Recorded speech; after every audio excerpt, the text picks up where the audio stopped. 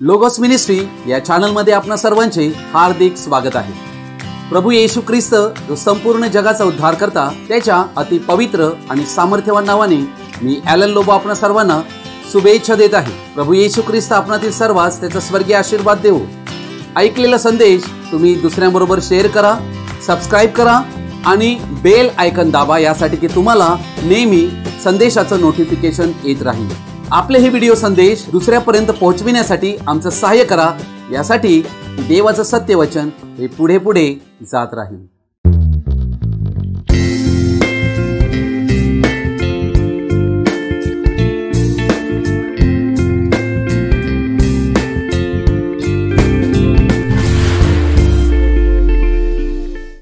आज आपण एका महत्त्वाच्या विषयाकडे आमचं लक्ष लावणार आहोत आणि या विषयाचं शीर्षक आहे कराराचे रक्त।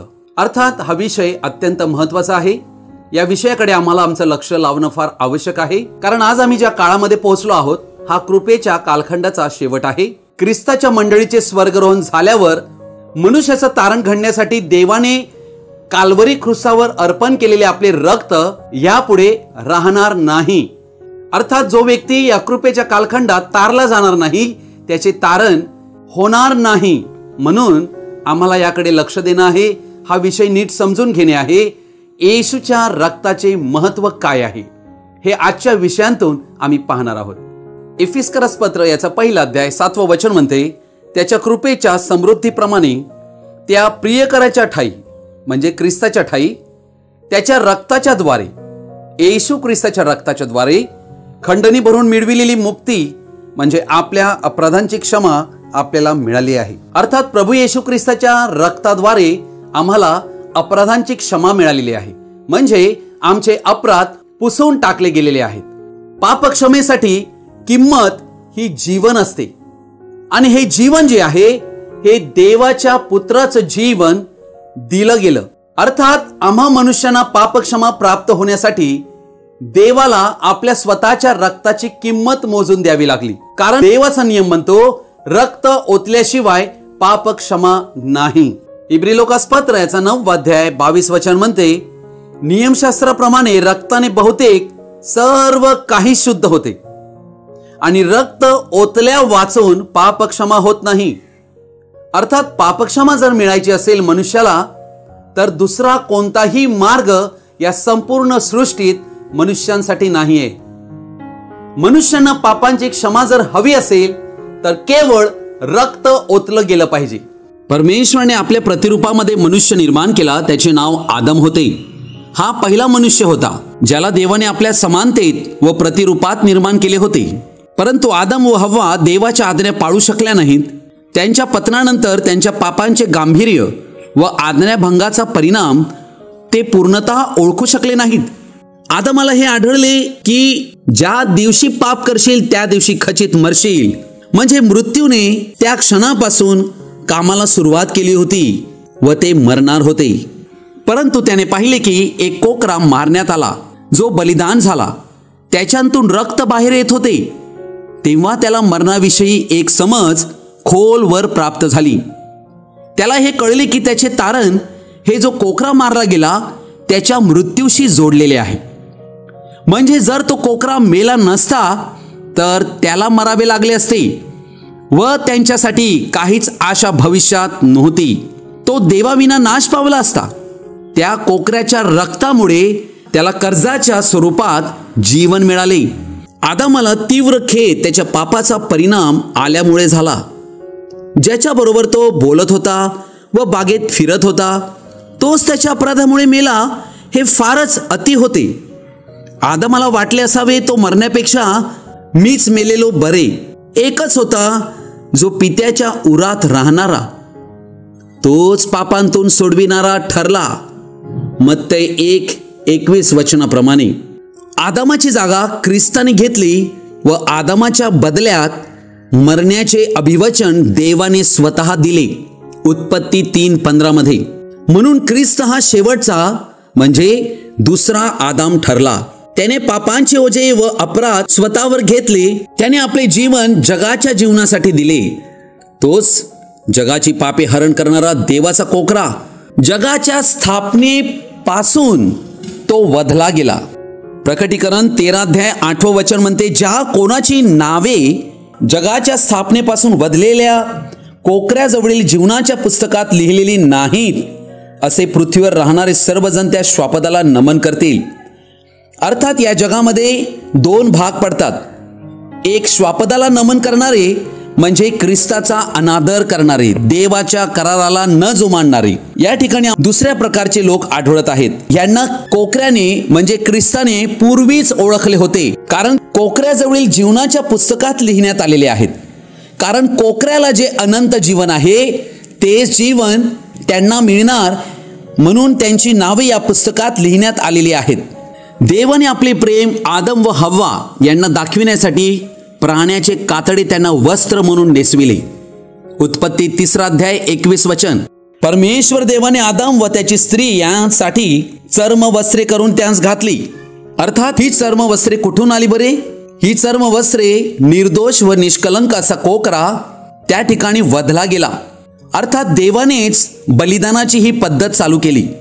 त्या कोकऱ्याचेच अर्पण झाल्यानंतर त्याचे कातडे त्यांना वस्त्र म्हणून आदम व हव्वा यांना परमेश्वराकडून देण्यात आले, यासाठी की त्यांच्या पापांची आठवण ही त्या वस्त्रांद्वारे त्यांना व्हावी. अर्थात त्यांना ही गोष्टी आठवण करून देणारी होती की त्यांच्यासाठी कोण मेला आहे व त्याचे प्रेमच त्यांना वाचवित आहे. अर्थात ती वस्त्रे ही तारणाची प्रतीक होते. म्हणून गलतीकारास पत्र 3:27 म्हणते, कारण तुम्हामधील जितक्यांचा ख्रिस्तामध्ये बाप्तिस्मा झाला आहे तितक्यांनी ख्रिस्ताला परिधान केले आहे. अर्थात हा कोकऱ्याला परिधान करणे म्हणजेच कोकऱ्याकडून जी वस्त्रे आहेत ती आम्हाला मिळणे. जरी त्यांनी पाप करून आज्ञाभंग केला होता तरी देवाने त्यांची काळजी घेतली होती व त्याची प्रेमदया त्यांना समजली होती. त्यांना बागेतून बाहेर घालविण्यापूर्वी त्यांना वस्त्रे देऊन पाठविले. देवाच्या प्रेमाचा पुरावा म्हणून हे चिन्ह होते की देव अजूनही काळजी करतोय. आदम व हव्वा यांना आशारहित असे एकट्यालाच संघर्ष करायचा नव्हता. आदम व हव्वा हे शब्दात व्यक्त करू शकत नव्हते, इतके त्यांचे हृदय फार शोकाकुल झाले होते. जेव्हा त्यांना एदेन बाग सोडावी लागली, त्या एदेनेत ते प्रेमाने शांतीने राहत होते, दूतांशी बोलत होते, देवाबरोबर बोलत होते, बागेत फिरत होते, देवाला भेटायला धावत होते व देवाशी मुखोमुख बोलत होते. त्यांनी त्या जगाचा अनुभव घेतला होता, परंतु आता त्यांना बाहेर काढावे लागले. त्यांच्या पुढे काहीच भविष्य नव्हते. अंधार काळोख मात्र होता. त्यांना काटेकुसळे यांच्याशी संघर्ष करावा लागणार होता व शेवटी मृत्यू वाट पाहत होता. अपराधाचा मार्ग फारच खडतर आहे हे ते समजून चुकले. त्यांच्या पश्चातापामुळे त्यांच्या अपराधाचा परिणाम म्हणजे जोर कमी झाला नाही हे ते शिकले. ते आपली डोके खाली करून ते चिरडलेल्या हृदयानिशी आपले घर सोडून निघाले. देवाविषयी काय म्हणावे? ज्याने त्यांना निर्माण केले होते, त्याने प्रेमानेच पूर्वी संकल्प केला होता. त्यांना आशा होती, परंतु आता सर्व काही हरवले हे ते समजून गेले. त्यांनी दुसरा एक धनी आपल्यावर घेतला व देवाला नाकारले, म्हणून त्यांना बाहेर घालविले होते. उत्पत्ती 3:22-24 आम्ही ही गोष्ट पाहतो. देवाच्या हृदयाला किती वेदना झाल्या असाव्या. मनुष्य एकटाच बाहेर पडला व देव एकटा एदेन बागेत. देव कसा एकटा पडला याची कल्पना पतित मनुष्य करूच शकत नाही. संपूर्ण विश्वाचा निर्माण करता फारच दुःखी झाला व पृथ्वीलाही आपला तोटा झालेला समजला. कारण पृथ्वी दंडित झाली होती, शापाखाली आली होती. आदम आणि हव्वा दोघेही एदेनेतून बाहेर पडले व त्यांच्या मागे दार बंद झाले. मनुष्यांना बाहेर घालवून दिले खरे, परंतु देव पुढील कालखंड व युगे पाहत होता व देवाला हे दिसत होते तारणाची किंमत काय असेल बरे. त्याने पाहिले की मनुष्यांना फारच मोठा जीवनाचा प्रवास करावा लागणार आहे. त्याला हेही दिसत होते की येशू जो देवाचा पुत्र त्याला कितपर्यंत प्रवास करावा लागणार आहे. मनुष्यांना परत त्याच्याकडे आणण्यासाठी तो पाहत होता. त्याला दिसत होते की जे संदेशवाहक मी पाठवीन त्यांना मनुष्य संतान नाकारणार आहे. त्याने हेही पाहिले की त्याच्या पुत्रावर, स्वतःच्या पुत्रावर थुंकणार आहेत, त्याची चेष्टा करणार आहेत, त्याचे हाल करणार आहेत, त्याला अपमानित करणार आहेत, शेवटी त्याला क्रुसावर खिळ्याने ठोकणार आहेत, त्याचे हात पाय विंधिणार आहेत. देवाने तेथून गेत्सेमेची बाग पाहिली व त्या पुत्राची वेदना, अश्रू ढाळीत केलेली प्रार्थना, कळवळा व क्रुसावरची वाणी, माझ्या देवा तू माझा त्याग का केला, ही वाणी एदेन बागेतच पाहिली होती. परंतु दुसरा कोणताच मार्ग नव्हता. आदमाला बाहेर घालविणे फारच कठीण होते.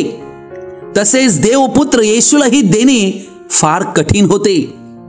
परंतु पापाने प्रवेश केला होता व पुत्राला झाडावर टांगविले होते व यात काहीच तडजोड करू शकत नव्हते.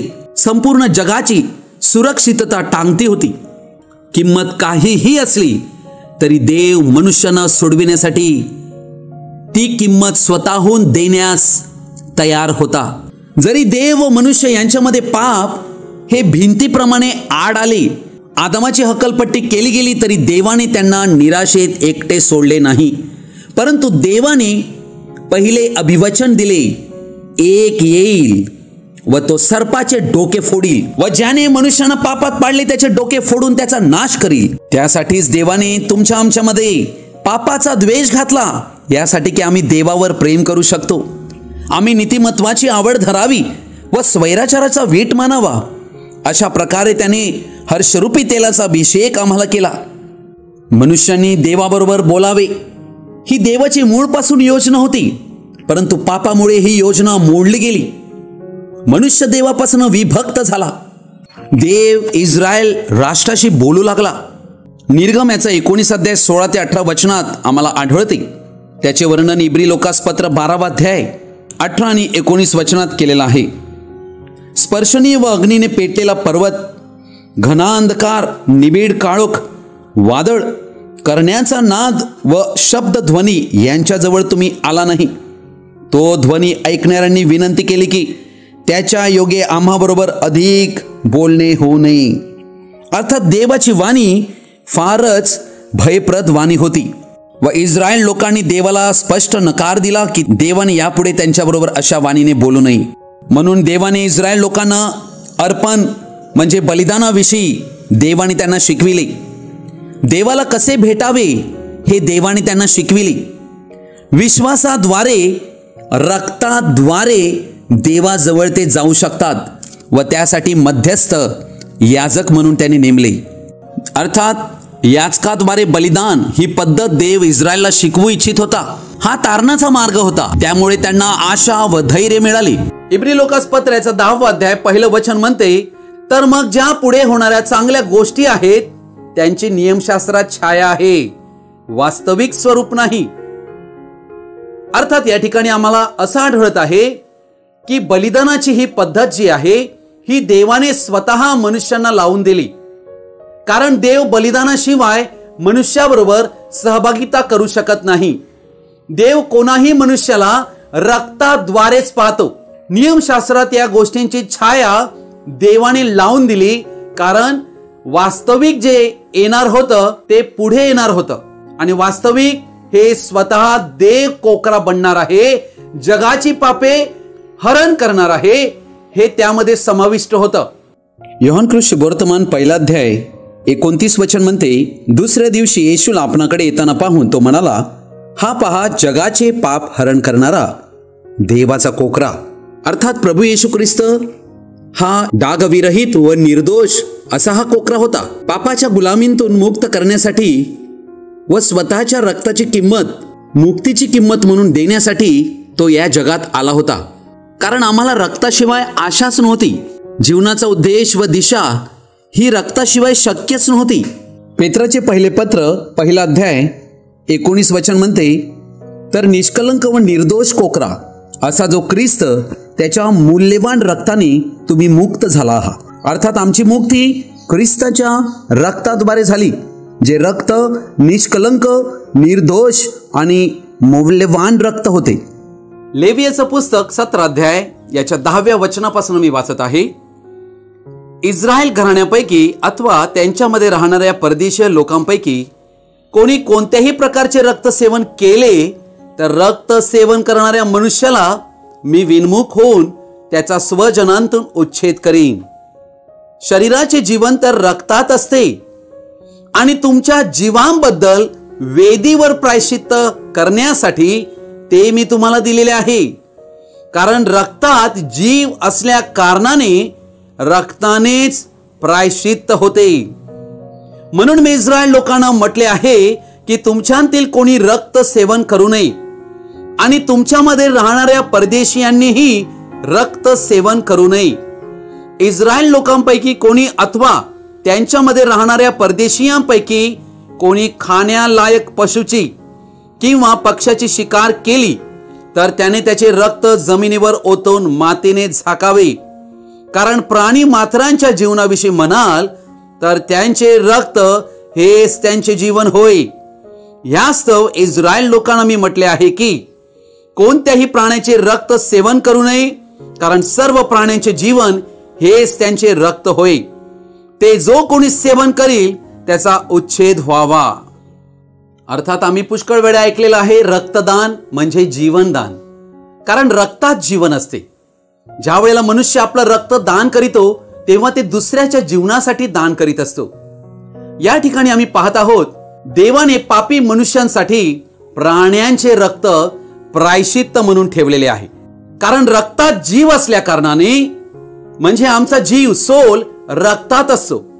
रक्तानेच प्रायश्चित्त होते, म्हणूनच रक्ताद्वारे प्रायश्चित्त केलं जाते. अर्थात या ठिकाणी आम्ही पाहत आहोत प्राण्यांची नेमणूक देवाने मनुष्यांची पापे झाकण्यासाठी केली होती.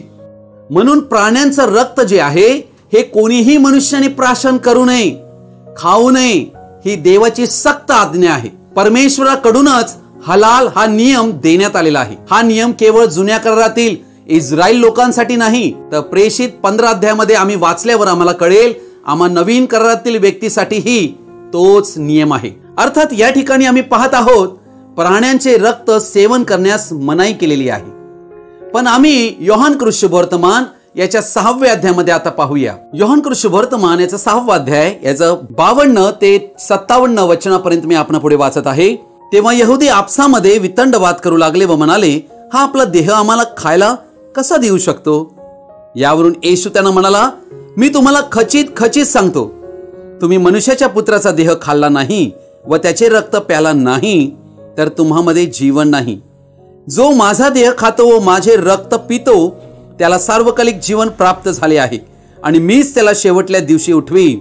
कारण माझा देह खरे खाद्य व माझे रक्त खरे पेय आहे. जो माझा देह खातो व माझे रक्त पितो तो माझ्यामध्ये राहतो व मी त्याच्यामध्ये राहतो.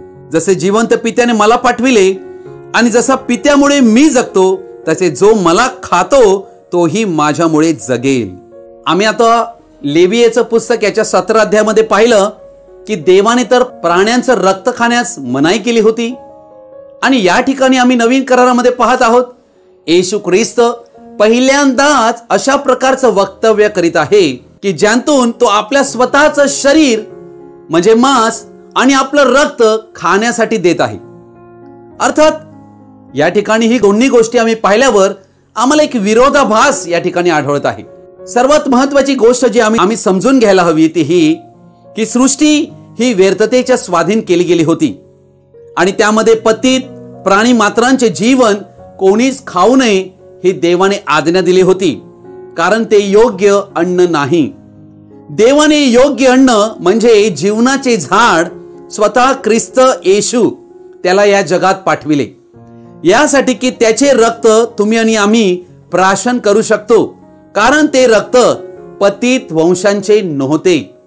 म्हणून येशूचे रक्त अनंत जीवन देणारे रक्त आहे. म्हणून ते जर कोणी खाणार नाही त्याला अनंत जीवन मिळणार नाही असे येशूने स्पष्ट या ठिकाणी म्हटले. अर्थात येशूचा देह खाणे आणि त्याचं रक्त पिणे याचा अर्थ काय आहे? हेजेकियेलचं पुस्तक 3 अध्याय 1 ते 3 वचन मी आपणा पुढे वाचत आहे. तो मला म्हणाला, मानव पुत्रा, तुझ्या पुढे जे आले आहे ते सेवन कर. हा पट सेवन कर व जाऊन इस्रायल घराण्याबरोबर बोल. योहान कृष्णवर्तमान 6 अध्याय 63 वचन. येशूने म्हटले, माझी वचने ही आत्मा आणि जीवन अशी आहेत. अर्थात येशूच्या वचनामध्ये जीवन आहे आणि येशू देवाचं वचन आहे.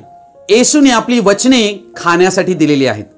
त्याची वचने खाणे म्हणजेच त्याचं मांस खाणे आणि त्याचं रक्त पिणे होय. रक्ताचे महत्व व त्याचे दर्शक जुन्या करारापासून नवीन करारापर्यंत आम्हाला आढळते. कारण जुना करार म्हणजे पहिला करार व दुसरा करार जो नवीन करार हा रक्ता वाचून झाला नाही. हाबेलाने केलेले अर्पण, अब्राहमाने केलेले अर्पण, अब्राहमाने इसाहकाचे केलेले अर्पण, नोहाने केलेले अर्पण, वलांडनाचा पशु याचं केलेलं बलिदान व मोशेद्वारे इस्रायल लोकांना रक्त अर्पण करण्यासाठी लावलेले विधी हे सर्व रक्ता वाचून नव्हते. रक्त हे शुद्ध आणि पवित्र करण्याचं कार्य करीते. निर्गमाचं पुस्तक याचा 12वा अध्याय 12 आणि 13 वचन मी आपल्या पुढे वाचत आहे. कारण या रात्री मिस्र देशात फिरून त्यांतील मनुष्य व पशु या सर्वाचे प्रथम जन्मलेले मी मारून टाकीन आणि मिस्र देशांतील सर्व देवांचे शासन करीन. मी परमेश्वर आहे. आणि ज्या घरात तुम्ही असाल त्या घरात ते रक्त तुमच्याकरिता खून असे होईल. रक्त पाहीन तेव्हा मी तुम्हाला ओलांडून जाईन. मिस्र देशाच्या लोकांना मी मारीन तेव्हा तुमच्यावर अनर्थ येणार नाही, तुमचा नाश व्हायचा नाही. अर्थात या ठिकाणी आम्ही वलांडण सण पाहत आहोत. वलांडण याचा अर्थ ओलांडून जाणे. अर्थात देवाने इस्रायल लोकांना ही आज्ञा दिली होती की त्या लोकांची सुटका ही कोकऱ्याचं रक्त याचा मांस खाल्याने आणि त्याचं रक्त आपल्या घराच्या बाह्य दारावर लावल्याने त्यांची सुटका होणार होती. अर्थात या ठिकाणी आम्ही पाहत आहोत इस्रायल लोक 430 वर्षे गुलामगिरीमध्ये होते. देवाने त्या गुलामगिरीतून मुक्ती त्या कोकऱ्याच्या रक्ताद्वारे दिली होती. अर्थात अशी गोष्ट कधीच घडली नव्हती. देवाला आपल्या लोकांना रक्ताद्वारे सुरक्षितता द्यायची होती. म्हणूनच देव या रक्ताद्वारे इस्रायल लोकांना सुटका देऊ इच्छित होता. म्हणूनच प्रभूचं वचन म्हणते, सत्य तुम्हाला समजेल आणि सत्य तुम्हाला बंधमुक्त करील. येथे सत्य हे होतं की रक्त जे आमच्यासाठी दिलं गेलं तेच आम्हाला बंधमुक्त करीते आणि इस्रायल लोकांची बंधनांतून मुक्तता या एका दिवशी कोकऱ्याच्या रक्ताद्वारे झाली. वलांडण हा सण इस्रायल लोकांचा सर्वात प्रमुख आणि अत्यंत महत्वाचा प्रथम सण होता. अर्थात इस्रायल राष्ट्राचा जन्म वलांडणाच्याच दिवशी झालेला आहे. रक्ताखाली जे होते ते मृत्यूदूतापासून सुरक्षित राहिले होते. गुलामीतून मुक्ती झाल्याचा आनंद व्यक्त करण्यासाठीच वलांडण हा सण होता. अर्थात हे एक आज्ञापालन होते ज्याद्वारे ते वाचले गेले. अर्थात देवाने असे कधी म्हटले नाही की मी सर्व यहुदी लोकांना वाचवीन आणि मिस्री लोकांना शासन करीन. परंतु ज्यांनी देवाने पाठविलेल्या संदेशावर विश्वास करून त्याचा संदेश स्वीकारला व रक्त आपल्या घराच्या बाह्य दारावर लावल्याने ते वाचतील असे मोशे संदेशाद्वारे सांगण्यात आले होते. मिस्रांनी वचन धिक्कारले म्हणून त्यांच्यातील मिस्री जे प्रथम जन्मलेले ते सर्व मरण पावले. रक्त लावल्यानंतर इस्रायल लोकांनी त्या ठिकाणी एक वेगळेच भोजन केलेले आढळते.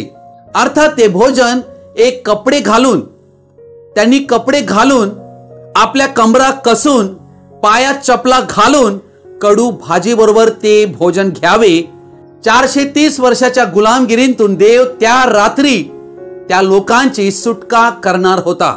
ज्या घराच्या दार बाह्यावर रक्त लावण्यात आलेले आहे हे रक्त ख्रिस्त येशूला दर्शवित आहे. जे जे व्यक्ती ख्रिस्तामध्ये आहेत ते त्या रक्ताखाली आहेत. म्हणून दूत प्रत्येकाचे घर पाहत होता, प्रत्येकाचे घर तपासत होता.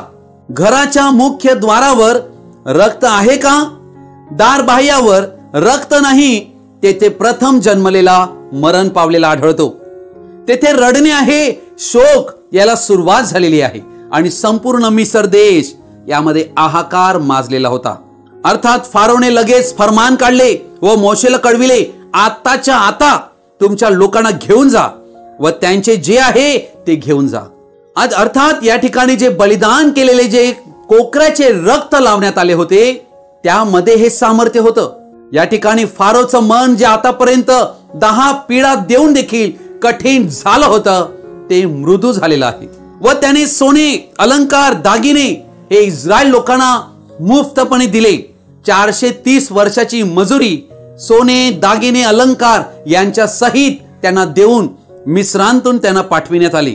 मोशेच्या नेतृत्वाखाली हा आनंदोत्सव होत होता, कारण ते रक्ताखाली सर्वजण सुरक्षित सापडले होते. कोकराच्या रक्ताखाली त्यांना सुरक्षितता, मुक्ती व स्वतंत्रता मिळाली. तसेच 2000 वर्षापूर्वी जगाची पापे हरण करणारा देवाचा कोकरा, याच्या रक्ताने आमची देखील पापे त्याने हरण केली व तो आमच्यासाठी मरण पावला काल्वरी क्रूसावर, यासाठी की आम्हाला तारण लाभावे. चमत्कार, मुक्ती, सुटका, पवित्रीकरण, आनंदोत्सव व उल्हास आम्हाला येशूद्वारेच प्राप्त झाला. म्हणूनच प्रेषित कृत्य 4 अध्याय 12 वचन म्हणते, एकच नाव मनुष्यामध्ये या पृथ्वीवर देण्यात आलेले आहे, ज्या नावामध्ये तारण आहे, आणि ते नाव येशू ख्रिस्तच आहे. देवाने इस्रायल लोकांना सभा मंडप हे एकमेव ठिकाण देवाशी सहभागिता करण्यासाठी इस्रायल लोकांना दिले होते. देव रक्त सोडून इतर कुठेच भेटू शकत नाही, फक्त रक्ताखाली. हा देवाचा नियम आहे. देवाने इस्रायल लोकांना प्रायश्चित्ताचा सण हा एक अत्यंत पवित्र असा एक सण दिला होता, ज्याला इस्रायल लोक योम किपूर असे संबोधतात. याचं वर्णन लेवीयेचं पुस्तक याच्या 23 अध्यायामध्ये 7 सणामध्ये आम्हाला आढळतो व त्याचं संपूर्ण वर्णन लेवीयेचं पुस्तक 16 अध्याय याच्या 1 ते 34 वचनात आम्हाला आढळतो. 34 वचन म्हणते, इस्रायल लोकांसाठी त्यांच्या सर्व पापांबद्दल वर्षांतून एकदा प्रायश्चित्त करण्यात यावे, म्हणून हा तुम्हाला निरंतरचा विधी होय. परमेश्वराने मोशेला आज्ञा दिल्याप्रमाणे त्याने केले. अर्थात वर्षांतून एकदा या ठिकाणी अर्पण केले जात असे. हे अर्पणाचं रक्त दयासन जे कराराच्या कोशावर असे त्यावर ते रक्त शिंपडलं जात असे, आणि ज्या वेळेला ते रक्त शिंपडलं जाईल, इस्रायल लोकांसाठी ते रक्त प्रायश्चित्त करीत असे. वचन 30 म्हणते, कारण त्या दिवशी तुम्हाला शुद्ध करावे म्हणून तुमच्यासाठी प्रायश्चित्त करण्यात येईल. परमेश्वरासमोर तुम्ही आपल्या सर्व पापापासून शुद्ध ठराल. देव त्या रक्ताद्वारे त्यांना पापांची क्षमा देत असे व त्यांना शुद्ध ठरवित असे. त्यांच्या रोगांतून, शापांतून त्यांना मुक्त करून त्यांना तारीत असे. अर्थात त्यासाठी त्यांना काय करावे लागे? वचन 29, तुमच्यासाठी हा एक निरंतरचा विधी असावा. 7व्या महिन्याच्या दशमीस म्हणजे 3री महिन्याच्या 10व्या दिवशी तुम्ही आपल्या जीवास दंडन करावे. म्हणजे दंडन करावे म्हणजे पश्चाताप करून या ठिकाणी यायला हवे. प्रत्येक व्यक्तीने पापांगीकार करावा, देवापुढे कबुली द्यावी आणि मग या ठिकाणी यावे, यासाठी की त्यांचे सर्व पापे त्या ठिकाणी क्षमा केली जावी, त्यांच्या पापासाठी प्रायश्चित्त केलं जावं. वचन 20 पासून मी वाचत आहे 21 वचनापर्यंत. नंतर पवित्र स्थान, दर्शन मंडप आणि वेदी यांच्यासाठी प्रायश्चित्त करण्याचे संपविल्यावर त्याने तो जिवंत बकरा सादर करावा. अहरोन आणि आपले दोन्ही हात त्या जिवंत बकऱ्याच्या डोक्यावर ठेवून इस्रायल लोकांची सर्व दुष्कर्मे व अपराध यांचा म्हणजे त्यांच्या सर्व पापांचा अंगीकार करावा व ती त्या बकऱ्याच्या डोक्यावर ठेवून त्याला नेमिलेल्या मनुष्याच्या हाती रानात पाठवून द्यावी. तो बकरा त्यांच्या सर्व दुष्कर्माचा भार घेऊन निर्जन प्रदेशात वाहून नेईल. त्या मनुष्याने त्या बकऱ्याला रानात सोडून द्यावी. अर्थात या ठिकाणी आम्ही ही गोष्ट पाहत आहोत, इस्रायल लोक यांची सर्व पापे त्या बकऱ्यावर लादली जात. अहरोन आपले दोन्ही हात त्या जिवंत बकऱ्याच्या डोक्यावर ठेवी, तेव्हा इस्रायल लोकांच्या वतीने प्रमुख याजकाची भूमिका बजाविणारा अहरोन हा इस्रायल लोकांसाठी प्रायश्चित्त करीत असे. याजकीय सेवकाईमध्ये हेच कार्य आज तुमच्या आमच्यासाठी ख्रिस्त येशू याच्याद्वारे आमच्यासाठी झालेला आहे, आणि तोच आमच्यासाठी सर्व पापे वाहणारा देवाचा कोकरा ठरला. देव फक्त रक्त स्वीकारतो. रक्त हे देव व मनुष्य यामधील पापे प्रायश्चित्ताद्वारे काढून टाकतो. प्राण्यांचे बलिदान केले जात यासाठी की त्यांच्या रक्ताद्वारे इस्रायली लोकांची पापे झाकली जातील. अनेक शतके, लाखो, करोडो मेंढरे बोकड, एडके यांचे रक्त अपराध्यांसाठी प्रायश्चित्त होण्यासाठी अर्पिले जात होते. ही सर्व छाया होती. इब्री लोकास पत्र याचा 10 अध्याय 4 वचन म्हणते, कारण बैलांचे व बकऱ्यांचे रक्त पापे दूर करण्यास असमर्थ आहे. ती केवळ पापे झाकण्याची कामं करीत होती. स्तोत्र संहिता 32 अध्यायाचं 1 वचन म्हणते, ज्याच्या अपराधाची क्षमा झाली आहे, ज्याच्या पापावर पांघरून घातले आहे, तो धन्य. म्हणून देवाने या ठिकाणी स्वतःहून एक मार्ग केला. देव स्वतः जो पापरहित व्यक्ती, त्याने आमच्यासाठी जन्म घेतला. अर्थात देवाने मनुष्य बनण्यासाठी कुमारी मरियेचा उपयोग केला. मरियेच्या द्वारे प्रभू येशू ख्रिस्त या जगामध्ये प्रकट झाला. पवित्र आत्म्याची छाया मरियेवर केली होती, ज्यातूनच की ख्रिस्त तिच्या गर्भामध्ये संभवला होता. अर्थात हा ख्रिस्त येशू हा देवापासून होता, म्हणून देव त्याचा पिता होता, योसेफ त्याचा पिता नव्हता. येशूला त्याच प्रकारे येणे गरजेचे होते, म्हणून त्याने कुमारीचा उपयोग केला. प्रभू येशू ख्रिस्त या जगामध्ये देवाचा कोकरा म्हणून आला. तो मरावयासच या जगामध्ये आला होता, कारण त्याच्या मरणाद्वारेच आम्हा मनुष्यांचा उद्धार होता. आम्हाला पापापासून मुक्ती होती. देवाचे जे रक्त येशू मध्ये होते, त्या रक्ताद्वारे हे झालेलं आहे. रोमकरास पत्र याचा 3 अध्याय 23 वचन म्हणते, कारण सर्वांनी पाप केले आहे आणि ते देवाच्या गौरवाला उणे पडले आहेत. अर्थात आम्ही सर्वजण पापी ठरलो आणि त्यामुळे आम्ही देवाच्या गौरवाला उणे पडलो. देवाच्या कृपेने ख्रिस्त येशूने खंडणी भरून प्राप्त केलेल्या मुक्तीच्या द्वारे ते विनामूल्य नीतिमान ठरतात. अर्थात येशू ख्रिस्ताने आपल्या स्वरक्ताची किंमत मोजून दिल्या कारणाने आम्हाला फुकटचे नीतिमत्व प्राप्त झाले. त्याच्या रक्ताने विश्वासाच्या द्वारे प्रायश्चित्त होण्यास देवाने त्याला पुढे ठेवले. अर्थात येशूला पुढे करण्यात आले आमच्यासाठी, आमच्या जीवाचे प्रायश्चित्त होण्यासाठी. यासाठी की पूर्वी झालेल्या पापांची देवाच्या सहनशीलतेने उपेक्षा झाल्यामुळे त्याने आपले नीतिमत्व व्यक्त करावे आणि म्हणूनच आम्हाला देवाचे नीतिमत्व प्राप्त झाले. इब्री लोकास पत्र याचा 10 अध्याय 14 वचन म्हणते, कारण पवित्र होणाऱ्यांना त्याने एकाच अर्पणाने सर्व काळचे पूर्ण केले आहे. अत्यंत सुंदर हे वचन आहे. अर्थात तुम्हाला आणि आम्हाला परिपूर्णता येशू ख्रिस्ताच्या रक्ताद्वारे आहे. पापक्षमा ही पापक्षमा ठरू शकत नाही जिथपर्यंत मनुष्य देवाने दिलेल्या पापक्षमेचा स्वीकार करीत नाही. येशूने इस्रायलाचा मसीहा म्हणून देवाचा कोकरा असा काल्वरी क्रुसावर मरण पावला. इस्रायलाला मुक्ती देण्यासाठीच तो आला होता, परंतु देवाच्या पापक्षमेचा स्वीकार इस्रायल लोकांनी केला नाही. परंतु इस्रायल लोकांनी देवाचे शुभवर्तमान धिडकारले. तो स्वकीयांकडे आला, पण स्वकीयांनी त्याचा स्वीकार केला नाही. म्हणूनच आम्हाला आढळते की या कृपेच्या कालखंडात ज्यात आम्ही आहोत, हा कालखंड संपताच देव इस्रायल लोकांकडे परत वळत आहे. यासाठी की दानिएल भविष्यद्वक्ताद्वारे जी भविष्यवाणी 70 सप्तकाविषयी केलेली आहे, त्यानुसार देव इस्रायलाबरोबर आपला व्यवहार चालू करून इस्रायलाला पुन्हा पापांची क्षमा देईल. याविषयीचं भविष्यवचन रोमकरास पत्राचा 11 अध्याय 26 आणि 27 वचनात आम्हाला आढळते. देवाने जगावर एवढी प्रीती केली की आपला एकुलता एक पुत्र आम्हासाठी दिला, यासाठी की आम्हा कोणाचाही नाश होऊ नये, पण आम्हाला सार्वकालिक जीवन प्राप्त व्हावे. अर्थात देवाने जरी ही कृती आम्हा अखिल मानवजातीसाठी केली, देवाचं मनुष्यावर असणाऱ्या एकतर्फी प्रेमाने देव या जगातील कोणाही मनुष्याला वाचवू शकत नाही. प्रत्येक मनुष्याला देवाने बनविलेल्या तारणाच्या मार्गाचा स्वीकार करावा लागेल.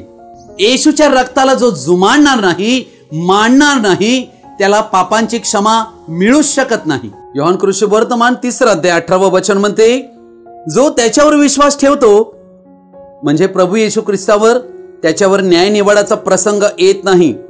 जो विश्वास ठेवित नाही त्याचा न्याय निवाडा होऊन चुकला आहे, कारण त्याने देवाच्या एकुलत्या एका पुत्राच्या नावावर विश्वास ठेवला नाही. देवाचे सर्वात मोठे प्रेम व्यक्त करण्याचं साधन म्हणजे रक्त सांडणे होय. म्हणून प्रभू येशू ख्रिस्ताचे वधस्तंभावर अर्पिलेले रक्त हे देवाचं आम्हा मनुष्यांसाठी उत्कट प्रेम दर्शविते आणि त्याच प्रभू येशू ख्रिस्ताच्या रक्ताद्वारे आम्हाला महाविजय आहे. प्रिय भावांनो आणि बहिणींनो, सर्वांनी समजून घ्या, आज तुम्ही आणि आम्ही 7व्या मंडळी युगात म्हणजे प्रकटीकरण 3 अध्याय 14 ते 22 या वचनात दिलेला लावदिकिया कलिसिया युग हा शेवटचा काळ यामध्ये आम्ही राहत आहोत. आणि हा कालखंड कृपेच्या कालखंडाचा शेवट आहे.